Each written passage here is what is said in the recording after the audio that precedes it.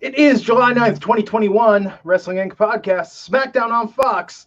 I'm Glenn Rubenstein, joined by Issa, NYC Demon Diva, here to talk about everything that happened on SmackDown tonight. We have some new additions to the SmackDown women's roster tonight. We do. Very that exciting. was exciting. Mm-hmm. Very exciting debuts. We had a little bit of things we've seen before, maybe a thing or two we haven't seen before.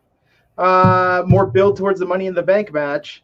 That end segment I was just watching before we went on the air. Everybody go to Twitter, follow NYC Demon Diva, that's Diva with a 1, and watch her reaction videos to SmackDown tonight. And she's got life advice for the Usos. She's got reaction. I need a reaction gif of you watching that Edge entrance. That was my favorite. So I need to put you over because while I was waiting for you, I was like, I'm going to see what she tweeted tonight. And I was like, this is very entertaining stuff. Thank you. That's what I usually post on my YouTube channel, these reactions. So I feel like if people saw my reaction, they would just see a video of me like looking at the phone. And I was like, Hun, do you see what's going on with the Delta variant in Las Vegas? Oh, wait, wrestling's on. No. Right. I feel tonight the sameness of some of the matches. The promos, the beginning, the end had my full attention. The women's match and segments had my full attention, but Baron versus Shinsuke, Cesaro versus Rollins, somebody let me know when they wake me up when they actually do something. Right. And the sad thing is that these are 4 amazing competitors in the ring. But I wasn't invested in the matches themselves. I was very invested in the results because, as you know, Shinsuke and Rollins are 2 of my favorites. So them qualifying is a big deal. But I was almost like I really didn't need to see them rematch the same person for the 100th time because it just takes you out of the match completely. I almost missed the ending. I think I looked up for a second during Cesaro and Rollins and then saw that Cesaro was busted open, and that's what kept me watching, and that's how I ended up kind of like paying attention to the end. And it takes me back to when Seth and Cesaro had their first stare down, how badly we wanted to see that match, right? And the fact that in just months we're over it already shows you how much they overdone it. And that's the thing. To your point, Cesaro getting busted open, that gets your attention, but think about this. For every one of us fans who's watching SmackDown and is looking at their phone or not paying attention, there are probably 5 other fans that are like, I'm going to see what else is on TV. I'm changing the channel. Yeah. Because we want, could you imagine if you tuned into your favorite TV show every week and it was just kind of like, oh, this again, this exact same plot, this exact same story again. Yeah, no, I'm with you on that. I think I was more into the after the match promo that Seth did. We got that first stare down between him and Edge, and I'm ready for that feud. So that was exciting to me more than the match itself. But I mean, it was a good match. Don't get me wrong. We just seen it too many times in such a short period of time. And we can have big storylines. We can have big overarching feuds between wrestlers, but there has to be like something interesting that happens that week, some stop in the journey, not just every week like, oh, they're fighting again. I don't know why I'm thinking about it. This will be up your alley. Are you watching Evil on Paramount Plus? I started it. I did. Yes, I like it. But I would think, right, is all like demons and like crazy shit. But one thing that's really brilliant about that show is they managed to have this big overarching conflict story, but every week they do a little something different, and it changes the tone, it changes the story, puts the characters in different situations. And I think of that recently as a show that's doing great with that. It's like Baron Corbin tonight having that match is one thing, but they could even have given it stakes aside from Money in the Bank. Because Money in the Bank, like, whatever, but it would have been like, why weren't they wrestling for the car? That I was gonna say, we'll catch you in your house payments if you win. That's probably more important to him right now, but it's not gonna lead to him living a life of crime. So we need him to get desperate. He should be doing jobs for guys in the back where it's like, hey man, you need your car wash. Hey, you need me to interfere in this match. You need me to pick up your dry cleaning. Run out to Starbucks for you. Stealing IDs from people's wallets in the locker room and selling them in the dark web. You know how much more money he will make instead of washing somebody's car, like sell their identity on the dark web? Oof. And he's just going up to Ray and he's like, hey, Ray, you've had like a lot of surgeries and pain. You got like pills or anything lying around? Anything, doctors give you anything for the pain? Maybe that, Right. Something that I can sell. Something that I can just something. Sell. Yeah, I'm telling you. This is the angle they need to go with no, I agree. Listen to that, WWE creative. Jody Sean Jenkins, Canadian $5 saying, I'm sure you'll get to it later, but I'm all in on the new Otis. I know Glenn has ripped on him, but I'm liking him and his voice much better. I was thinking about this tonight due to the late great passing of Ned Beatty a few weeks ago, and then Richard Donner, director of Superman. They named him Otis, like after Lex Luthor's bumbling sidekick in the Superman films, right? Like I was thinking about like his demeanor and his sort of personality. It's like from the get-go, this has all been doomed. Yeah, that's actually a really good analogy. But yes, isn't it weird though when you think about Otis? Like last year at this time, he was winning Money in the Bank, you know, and now this is what we're getting. I'm not into it yet. Okay, so I need to change my mic input. Thank you, Jackson, in the chat room for letting me know. Let's see. Did that work? Is that better? Oh, I hear you better. Yeah. All my brilliant musings just lost with the ambient room noise before. Let's take it back to the top. We can just do. I think we can do this better. No. No. Look, I think Otis. I think there's potential there, but you've really gotta reboot this. You gotta change it up a little bit. You know, I think. They changed it up a whole lot. Didn't, right though, because it's like a isn't really the most flattering to his physique. The shaved face kind of accentuate. And look, I'm a guy with like I look like a big fat baby. I get it, I understand. But like shaving like accentuates that more. A beard, at least, you know, you're jolly. You're like Santa Claus. I think that they need to find a way to reboot this with him and do something a little different. You know? Yeah. And I'm still all in for him single white femaling Chad Gable. Yes, 1,000%. Money in that. Okay, so we started off tonight with Roman Reigns coming out to the ring, calling out Jimmy and Jay. And I gotta be honest, given the news this week, I wanted to see him pull a Jay Leno to Hugh Grant and just start with, first off, what in the hell were you thinking? And address the events of Tuesday night or Monday night. Yeah, I can understand why they're not gonna bring it into a storyline. I know, but to put him on TV though. You know, like I get what you're saying, but you know, we talked about it. Like the public embarrassment is not gonna help the situation, right? I was very shocked that I think Jimmy was the very first face that we saw tonight. Yeah, that's what I mean. Yeah, I will say a lot of appreciation for the continuation on the reason why I wasn't here last week is because I was getting Jay back and seeing Jay come back. I really love the fact that we didn't have to go with the why wasn't the champion here last week. He explained exactly where he was. So I actually have a lot of appreciation for that. And I was happy to see Jay come back. I was. Yeah, I think just by having it open with Jimmy and having it so prominent, I mean, they knew the people watching at home were like, oh my God, are they going to say something about this? Is this going to happen? So joke's on us. But no, I think what they did with the story was interesting. This idea that they're going to get back to their strengths to be a tag team again. Yes, and I thought it was so funny when they said, we're going to become a tag team, and Roman was like, that's all I've been wanting for you guys, where the whole argument started. That he didn't want them to do that. But yeah, I mean, they teased it at the end of the show too, so I think they're going to go in that direction. I mean, I'm glad we're not getting an Uso breakup yet, even though I kind of wanted to see it. We'll see where they go, but I was happy to see Jay, and I know he wasn't gone for that long, but it is a weird missing piece when he's not there because he's such a big part of Roman's journey. No, absolutely. And this was a very good promo tonight, very good opening. Although Paul Heyman, I feel like Paul Heyman is really not necessary right now. He's like you remember that TV show, The Fifth Wheel? Oh, yeah. Wasn't that the dating show where? Yeah. Where there was an extra person in the date just in case you didn't like it, you could pick the extra person. I feel like that's what Paul Heyman is doing right now. For some reason, I was also thinking of Chains of Love the reality show. Remember that where they were all chained together and they had to go on a date? Oh my God, I don't remember that one. Yeah, they were literally chained together and had to go on dates with another. Dating shows have been weird. Weird history. Yeah, they have. The other day I went on a weird back to the old dating shows on Paramount Plus and found Next from MTV. Remember where the people used to sit in the bus and you could next your date? You would get money if you lasted. Like what? How did we get away with watching that kind of stuff? Issa, you're so much younger than me that your version of an old dating show is Next. Yeah, whereas for me, well, the dating game, perhaps, or no, but you had to remember, growing up in Puerto Rico, my choices of TV shows back in the 80s and 90s were not the same as yours. So, I started experiencing cable a lot later on. Did they show Studs? That was like the racier dating show of the early 90s. No. Yeah, that was like on the Fox affiliates. Like people got down on Studs. Stellar Justin Lopez, $4.99. Loved how Edge referenced 2014 to Rollins. Thank God for Edge paying attention to detail. You know, there was writers and Vince didn't think of that. I think Edge understands that some of us know this storyline has been going on for a long time and been wanting to see it. So I'm glad. I was so happy to see that reference back. Yeah. But tonight, King Corbin, formerly the King, Baron Corbin, He's not backstage. the king no more. I know. Always the king in my heart, you say. And he always is my waiter at the Olive Garden. Always. Right.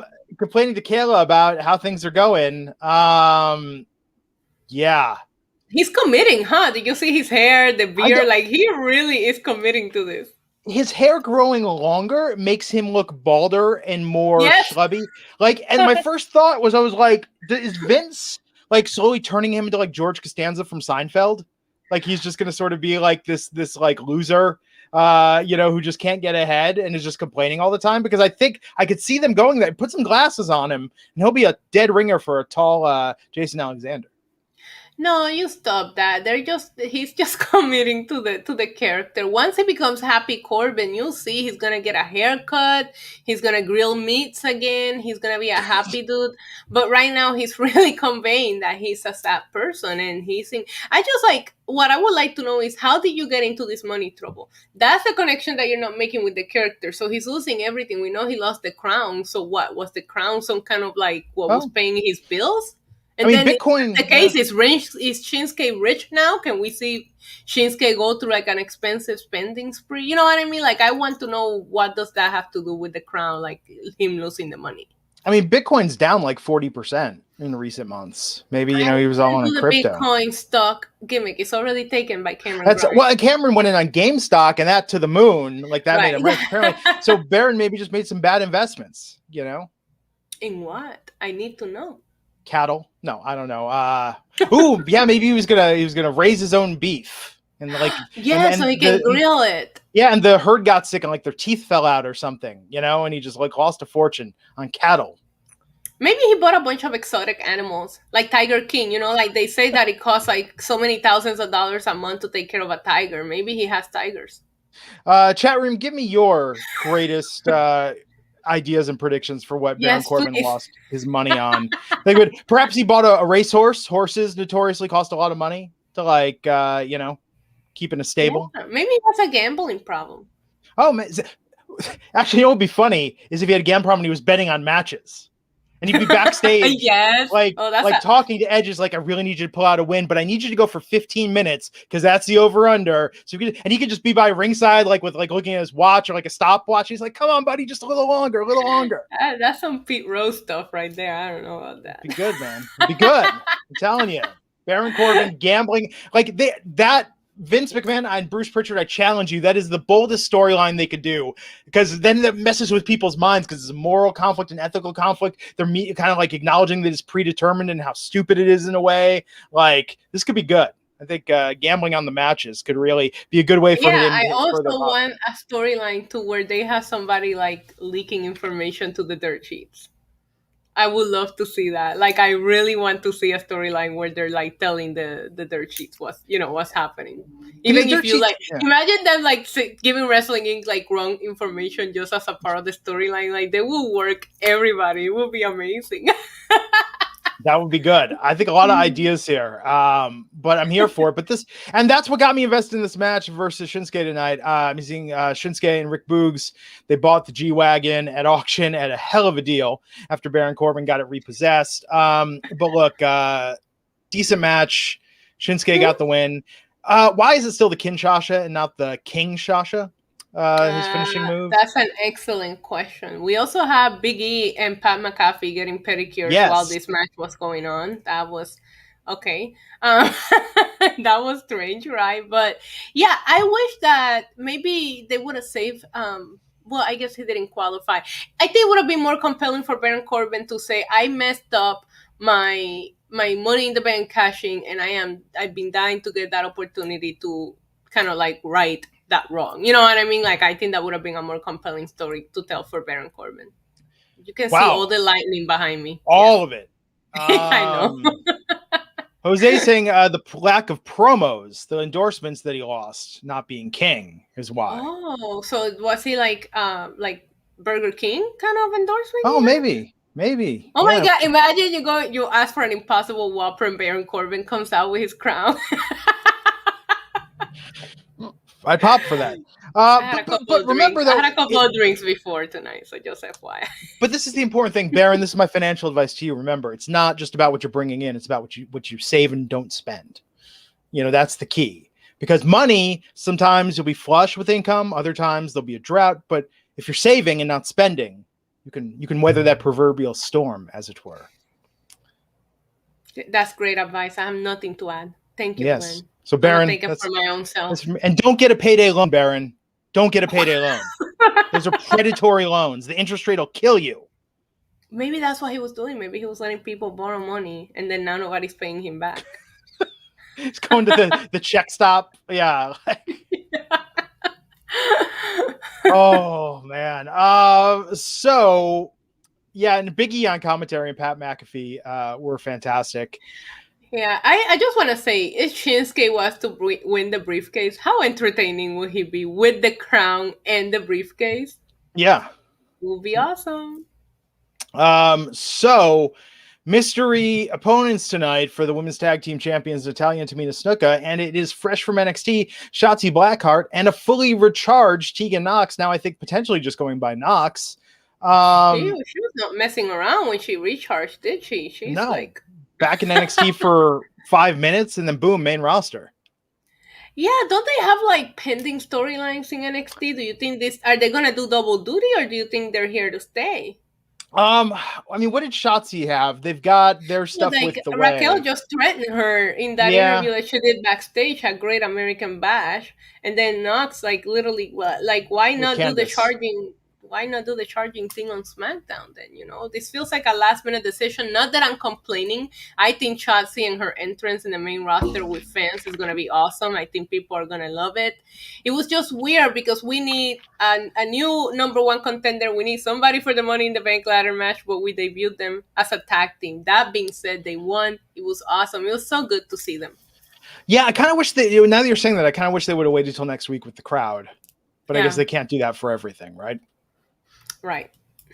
But maybe, so if the theories are true, next week, WWE starts caring again because they're back in front of a live audience. They're touring.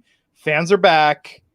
So there's no more coasting. No more delaying these storylines, dragging them through the molasses. We're going to get real week-to-week movement.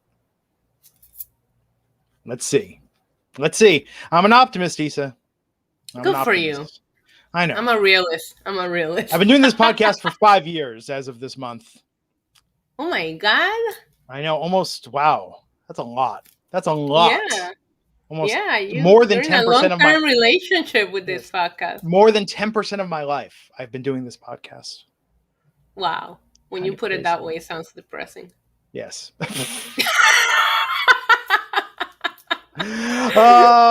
So, hey, good on Shotzi. It's funny. I tweeted this. So I remember one of my closest friends, best man at my wedding, Dominic Davi. He's in the band Tsunami Bomb. He also has done a couple podcasts. We were seeing a movie. I think it was 4 years ago. We were at dinner, and I was telling him about, I'm doing this wrestling podcast now. He's like, I have this friend Shotzi. She wrestles at Hood Slam, and he was telling me about her. They ended up doing this podcast, Monster Candy, together about horror movies and comics and stuff. And so it's so cool. That's when I first started checking her stuff out on the indie scene. Then she goes to NXT, now the main roster. I'm just so thrilled with seeing her relatively rapid ascent in the last few years. Yeah, Shotzi, and if you weren't familiar with her until just NXT, it does feel like it was such a fast growth. I am a big fan of hers. I think her look is different. Love her entrance. I think anybody that can stand out in different ways is definitely a main roster. Is needed. The SmackDown Women's Division, first of all, needs them desperately. So I was very happy to see that. But I think Shotzi is going to be a big star, and people are going to love her. Yeah, man, she is ready. She's been ready for a long time. Terry Allen Jr., $3 saying, hope Naomi and others help Jimmy. We're concerned. We are. Oh, wow. Chris Jones saying 5 years. Been with the whole 5 years. Jackson saying, oh, my God, I've been watching your ass for that long. Oh, it's been a while. It's been a while, folks. Yeah, because it was around the time of which is crazy because that means 5 years ago this month is when the brand split happened. SmackDown went live again. Oh my God. That was the best SmackDown. when Yeah, that it really original brand was. split, but that SmackDown was everything. I mean, this SmackDown is doing pretty good. It's too as well, but it took a couple of years to get back to it. Yeah, there were some dark times. Sonya Yeah. Deville out. So the news: Bayley suffered an actual injury, ACL, 9 months out of action. Now Are you apparently, not heartbroken? oh yeah, and this happened during like the mandatory like refresh before go to the road drills at the performance centers. This was completely unavoidable, being called a freak accident by many behind the scenes. But yeah, 9 months she's going to be out, and now we need a replacement to challenge Bianca Belair. It's going to be at Money in the Bank. Instead, it's going to be at SmackDown in front of fans next Friday. They announced it was Carmella. So Carmella versus Bianca. This did not sit well with Liv Morgan, who came out, and she annoyed Sonya, but Sonya said, hey, you're going to get Carmella's spot in the Money in the Bank ladder match as a result. Now get out of here. Liv kind of said that, hey, I'm going to win this briefcase. Carmella, I'm going to go after you. And then I like that Liv and Bianca shared a moment when Bianca was coming in to face Carmella and Liv was leaving. I really enjoyed that. Yeah. I enjoyed the message that Bayley left to the fans, where she, of course, had to cut one last very heel promo blaming us for what happened to her, because she has given it her all. That's the thing. Everything that she was saying was a fact. Oh, yeah. At the end, she said, whoever they announce as me replacement is not going to be as good as me. And I'm like, yeah, that's also a fact. Like, there's not going to be anybody at Bayley's level. And I am so sad for her, because I feel like when I got back to a show, I would have probably screamed the loudest for her, just because she was there throughout the entire, this is not just Thunderdome, since the Performance Center dark days, so yeah, I enjoy her promo, last second promo, just to make sure that we got to say goodbye in a weird way. I'm gonna miss Bayley every week. I thought that, the announcement of Carmella was a little underwhelming and weird, because she's lost a couple of matches, but it makes sense, and I thought they were just gonna give Bianca the night off. So I'm glad that the fans are gonna get to see her in a title match. I'm happy for Liv Morgan. There is still one spot open though. Is there, even with Liv? Yeah, because Carmella, Liv took Carmella's spot. So Okay, there's got still one spot open, and I'm very maybe Toni Storm, who we saw a vignette for tonight. She's coming soon to the main roster. Maybe Sonya. Oh, ooh, I like how you think. Yeah. Love to see Sonya. I am really, really like been wanting to see her back in the ring. So I'm like, why is she saving that spot? Why didn't she announce it tonight? And since she's been doing the GM role, the assistant GM role, she's had so much more like stature and swagger and confidence. Like she's carrying herself in a much more authoritative manner. And I think that in back in the ring would be fantastic and in promos. But yeah, look, Carmella's going to get taken to school by Bianca next week. It'll be in front of the fans. Because she still will be the most beautiful woman in WWE. Oh, well, even if she loses, right? But Bianca better get some hair whips in. This is a chance for Bianca to get all of her stuff in front of a live audience. Yeah, it's going to be fun. It's going to be fun. I'm glad that she still has a match. Yeah, and I really, really enjoyed Liv finally getting in the Money in the Bank ladder match. That's the story we've been telling for how many weeks now? It was a little underwhelming that her announcement came as like a second thought of this segment. You know what I mean? But at least she's in, okay? Yeah. But it felt a little like, oh yeah, Liv, by the way, you're in. Get out of here. That's okay, so we had her win these matches and kind of like sell her character for so long just to get a super underwhelming, yay, you did it. I think Liv needs, like, her character has a lot of ambition and a lot of skill, but I feel like her character lacks confidence. Now, granted, the way her character has been booked and treated, it would make sense that she's not walking around like she owns the place. But I don't know, I'd like to see them sort of graduate her character and give her a little more authority and stature in the way she handles herself. I agree with you. I also would like to see, and I know they won't bring that into a storyline, but there should be like a desperation to prove herself, because her former tag teams are gone, literally gone. Yeah. So there should be like, I know they're not going to include like releases in a storyline, but there should be like a desperation of, look, I'm good. There's a reason why I'm still here. And people that I started with are not anymore. And that could be what builds that confidence. You could really do a lot with Liv Morgan. She's so talented. And I think they can mention that in a promo, just being like, "There's a reason I'm still here," when so many others have come and gone. I mean, they don't even need to get specific about it. Yeah, they can say it in a way that we will get it, and I think that will be an awesome confidence building, but also the reason why she's trying so hard to prove herself to make sure that she still stays and they don't see her as somebody that, that's disposable. I was shocked tonight, Bianca Belair saying she's not sure if Bayley's injury is real. I know. Like, in a world of crazy conspiracy theories and the lines of kayfabe and is it a work or is it a shoot, it's like, what? Like, now they're just planting seeds in my head. Don't get me started, because the internet was being so dumb about it being 9 months, saying that she's pregnant. I'm like, are you kidding me right now? Like, are we really going to do that? Yeah, Glenn, no, you will not speculate on that. No, I was just going to say, nerds, here's the deal with the 9 months thing. It's not like the day after they give birth to a child, they're like, oh, I'm up and back ready to go to work. That's not how it works, guys. Take a health class. Read a book. Go to a website that doesn't ask for your credit card. Okay, Glenn. I see. Cheers to that. So it's all downhill from here, folks. Yep. Okay, so Money in the Bank qualifying match, Cesaro versus Seth Rollins. Man, yeah, you're absolutely right in how you summed this up. Until Cesaro got busted open and was bleeding all over the place, I didn't feel like there was a reason to watch this. And it's not that the guys aren't talented, but like all of these matches have just blurred together. All I remember is Cesaro got a win at WrestleMania. Yeah, I did think I didn't need to see a long match. They gave him a lot of time, it seemed like. But I did think that in this case, I didn't know which way it was going to go. For some reason, I knew Corbin was losing to Shinsuke. Here, I thought either guy could win.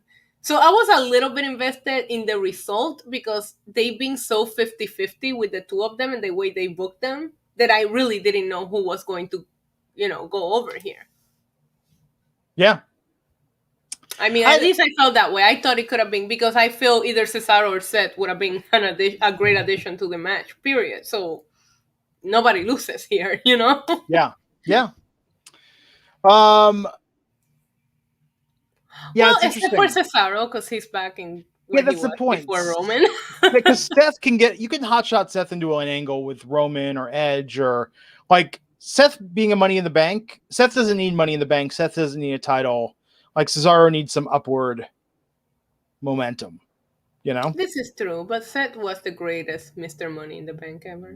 Well, I don't even need to see it again though, now that you say that, because there's no outdoing what he did. You know what I mean? But yeah, and I don't think he's winning the title or the Money in the Briefcase. I don't think he's winning that. Not if you're gonna go into a feud with Edge. He doesn't need it. So maybe Cesaro was a better choice. I don't know. I think this Money in the Bank, the men's, is going to be insane with the people that we have in this match. Yeah, that lightning is insane. Anyways, it's going to have some crazy spots. It's going to be a very, very fun match, just based on the names that we have in there. Yeah, no, I agree. But I'm looking forward to seeing interaction between Seth and Matt Riddle, because remember they had beef, and they're gonna interact in that ladder match. So we shall see how that goes. Man, so with Bayley out, I would love for them to add her to the commentary desk on SmackDown. I know. I was thinking that today too as well. I'm like, The Miz is injured. It seems like a long-term injury and they're still using his character on the show. I don't see why we will need to take Bayley completely off TV. Yeah. No, absolutely. So let's see. What else? Seth, after cutting a promo, Edge was standing there. So yeah, keeping that simmering for after Money in the Bank. I think it'll be great. Did you pop for when Edge said, "Oh, I heard a nasally annoying voice, and I wanted to know where it was coming from," and Seth said, "From Kayla." Seth Rollins has the best worst laugh in the world. Yeah. Like it's so terrible, yet I absolutely love it. Yeah. Like his heel laugh. His heel laugh is the best. That's what made that 2015 character, honestly. Yes. It's like if it was possible just to laugh through your nose, he has figured out a way to do it. That's an excellent way to put it. Yeah, I mean, it's that nasally. It's like that's where the noise is. Like his laughter is starting in his vocal cords and not coming out through his mouth. Like it's just fully getting processed. But no. I think, oh man. So we went from that interaction, which was great, to Otis with Chad Gable. And he doesn't care if you're a top star like Edge or Roman Reigns or the Street Profits. Yeah. No matter who the opponent is, you step to the Alpha Academy, the result's going to be the same. Yeah, I would love to see Roman try to step to the Alpha Academy, because that's just at that level. And what's with the close-up? Why did they have to get so close to his face at the end? I want this to happen just for your reaction video to Otis beating Roman Reigns. What? Stop. Why would you even say that? It's never going to happen. It's never going to happen. No. But imagine if it did. It's not gonna. Hey man, you step to the Alpha Academy, the result's going to be the same. Why would Roman Reigns step to the Alpha Academy? True. No. He needs to just keep stalking Chad Gable, trying to become him, and let Roman do his thing. So tonight, Edge, this promo mocking Roman Reigns and the Usos, saying he doesn't care how many minions Reigns has. He's winning that title on Money in the Bank. Got the Usos and Paul Heyman watching backstage with Roman. I mean, man, them coming out there to face him. Edge doing the chair spot again this week on Jay. Then Dominic and Rey Mysterio showing up. This was kind of a packed segment. Yeah, so they can set up a 6-man tag match next week on SmackDown for the crowd. Yeah. I personally thought that both Usos deserved to get the bar to the mouth, because Roman told them to stay backstage. At the beginning of the show, Roman says, we need to be on the same page and we're going to do things my way. And he even hugged them. You hug it out, and then you go and do the complete opposite of what you said you were going to do. You know what I mean? If you would have stayed out of his business, you would have not gotten the share to the mouth. And I don't know, Rey Mysterio is out there wearing Dominic Mysterio's jeans. I feel like Rey gets Dominic clothes after Dominic outgrows them. You know what I mean? The opposite way. Those jeans were too tight for him. Anyways, regardless, it felt very clustery, but I thought the Usos deserved what they got because they didn't listen to Roman. And Edge going back and forth. Now I got Jay in the hold. Now I got Jimmy in the hold. Roman. Roman, Roman just, had every right to be disgusted. Yeah, of course he did. But, I mean, listen, I think he let it happen because they deserved it. He told them stay out of it, and they didn't stay out of it. And, I mean, I'm assuming we're going to get the tag team match, right, between the Usos and the Mysterios now. Maybe at Money in the Bank. I mean, that has to be setting up for that. They mentioned it on the beginning of the promo, and then Dominic and Rey came back. Not that I noticed they were gone, but they came back, and now they're friends with Edge. I don't know. It felt very clustery, but I get it. I know why they're doing it. I just, I want to see. I was having fun when Edge and Roman were interacting, because that's the program that we're trying to sell right now. Yeah. This is good, but man, I want to see the Usos back in action as a tag team. I really want to see them. I don't know if it can happen due to the injury by SummerSlam, but man, them versus the Street Profits for the championships would be something. It would, but we haven't seen the Street Profits in a couple of weeks, right? Yeah, due to injury. So okay. We'll see. I mean, hopefully by August they can be ready. That would be an amazing program. Who else do they have? Otis and Chad Gable? Well, with the amount of promo time they're giving Otis and Gable have been getting more of a push than Rey and Dominic. They've done nothing with this father-son gimmick with them as champions. They won the titles and then just boom, nothing.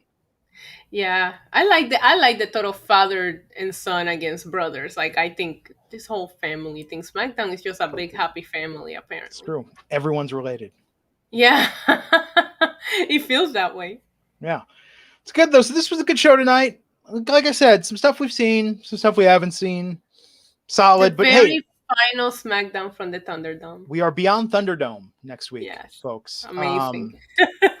So hey everybody, we're gonna wrap it up tonight. Keep it kind of short because Black Widow debuts today, and I'm gonna go watch that on Disney Plus. Been waiting over a year to see this. So hey everybody, have a good weekend. Issa's at NYC Demon Diva. That's with a 1. Go watch her reaction videos. They're entertaining. You might be thinking, reaction videos, how good can those be? Issa has turned reaction videos into an art form. I think they're very entertaining. Always enjoy them. I'm Glenn Rubenstein. Appreciate a follow. Everybody have a great weekend, and we'll catch you back here next time on the Wrestling Inc. podcast. Take care. Bye.